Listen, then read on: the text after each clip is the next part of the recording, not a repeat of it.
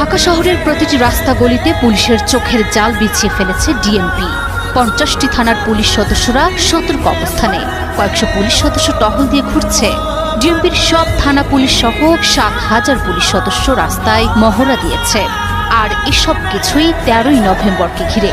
সেই দিনকে ঘিরে শহরের বাতাসে ছড়াচ্ছে উত্তেজনা। শুধু রাজধানী নয়, সোশ্যাল মিডিয়া থেকে রাজনৈতিক মহল সবখানেই এই উত্তেজনার ছাপ। কি হতে যাচ্ছে 13ই নভেম্বর, যার জন্য ব্যাপক প্রস্তুতি সহ সতর্ক অবস্থানে পুলিশ। 13ই নভেম্বরকে ঘিরে রাজধানী ঢাকা সহ সারা দেশে উত্তেজনার আবহ সৃষ্টি হয়েছে। সাম্প্রতিক সময়ে সামাজিক যোগাযোগ মাধ্যমে ঢাকা লকডাউন কর্মসূচি ঘোষণা করেছে কার্যক্রম নিষিদ্ধ আওয়ামী লীগ।